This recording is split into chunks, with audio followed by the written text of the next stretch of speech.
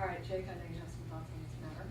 Well, I mean, I think when the White House and future White Houses use this to bypass the media, it's dangerous and can potentially be pernicious. It can be a way of avoiding accountability. I think also there are things that this White House does that are complementary that we wouldn't have access to anyway. And so when they post videos from their videographer or photographs from P2s of the White House photographer that are things that we would never get access to, and here it is, here's a picture of the president and this world leader, or the president and his wife, or whatever. That's great, that's nice, and I understand it's through their own particular lens, but the problem is when it becomes a substitute, when the president signs a bill and they don't let White House camera people in there, they have their photographer take a picture and send it out, and it's an illusion of accountability, and that I think could be potentially dangerous. In terms of, I'm sorry. No, go ahead. But just on the second point on Twitter, it's become a real way for the campaigns to attack each other without being too aggressive, because it's just a Twitter, it's just a tweet. So it was the way for Axelrod to introduce the Seamus the dog story. He tweeted a picture of the president and Bo with the tweet caption, "How loving dog owners travel with their dogs," and that gave all of us an excuse to talk about what we knew, which was that Democrats in the Obama campaign thought the Seamus story was legit. And then Mr. Fernstrom from the Romney campaign saw fit to, when it became clear that President Obama had sampled the meat of dog when he was a child in Indonesia, make that point on Twitter. And it's a way to do it without launching a 30-second negative ad, spending any money or really effort. And we're all there like rabid dogs ourselves, ready to chomp on the meat and run and chomp on the bone and run with it. And it's also the way that the White House and the Obama campaign initially, and then the White House distanced itself from the comments of Democratic operative Hillary Rosen. The one, just for Jake, I know he knows 3 Hillary Rosens. The one who works for the recording industry one, the one who's been to the White House a few dozen times. That one, when she made her comments about Ann Romney that she since she's apologized for and say we're misunderstood. It was the way that, Axelrod, Messina, and Cutter, all on the campaign, took to Twitter to basically denounce the comments.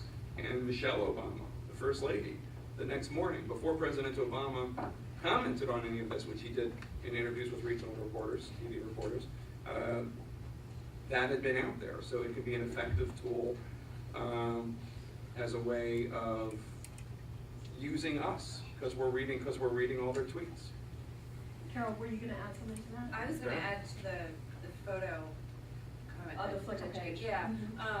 There was one example. I was traveling with the president to the Gulf Coast during the oil spill, and it was his first trip down there. They took Sasha and First Lady went, and the photographer Doug Mills was here because I thought his head was going to spin off at the end of the trip. It's Doug Mills, photographer for the New York Times.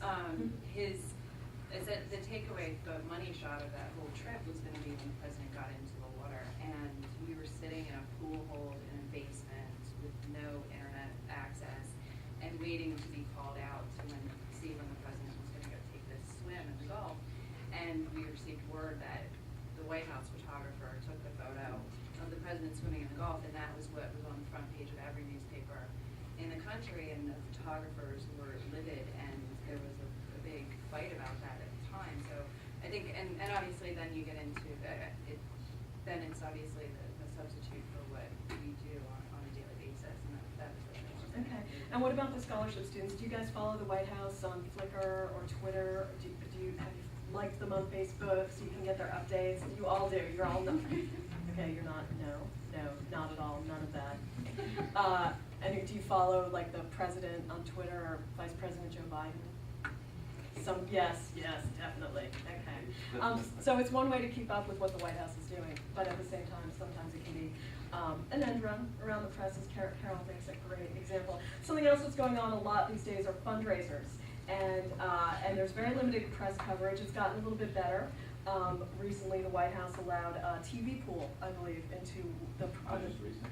Not just recently. Anytime the president gives remarks. Gives formal remarks. There's some pool coverage. Some pool coverage, right, but print, usually it's print pool, So but the bigger- recently bigger ones, expanded to, yeah. all right.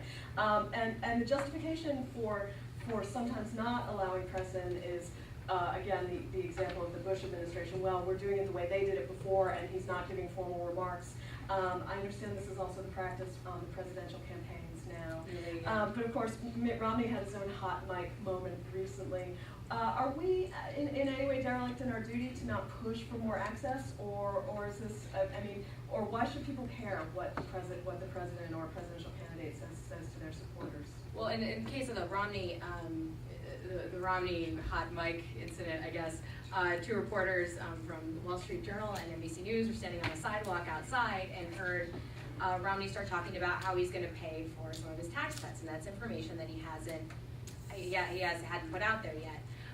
And I think because they overheard it. They were on a sidewalk, and I think and Romney tends to be more relaxed when the press isn't there, and at some of these less scripted events, and that's of course why we want to be on there. We're talking that's we want the most information we can possibly get.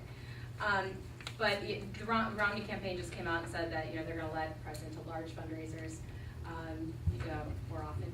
So, but again, I imagine those events will be scripted too. And so when you have a candidate that tends to be very scripted, again, using that word again, when you do have these candid moments, it's a big deal. All right, our colleague John Harwood had a remark or a thought or a question. I have a question both for the panel and for Jay.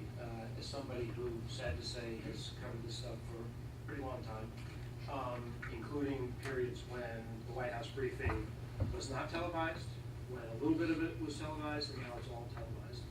And I'd be interested in everybody's perspective on, given my observation that a lot of what goes on in the briefing now, repetitive, waste of time, performance art, whatever.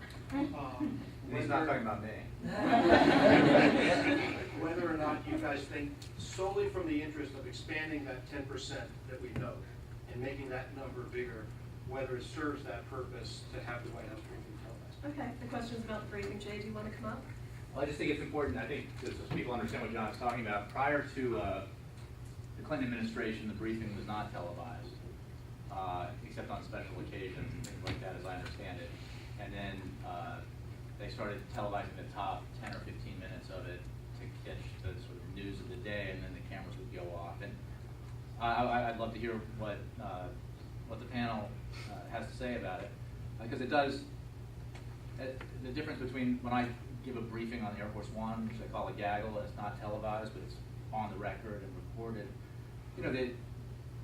The temperature is sort of reduced. There's less.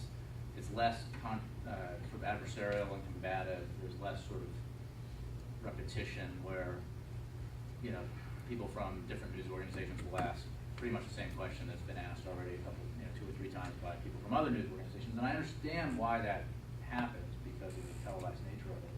But I'd be curious what you all think about it, because I know Mike McCurry, who started the practice, Clinton's second press secretary of televising it, said it was the biggest mistake he ever made. So.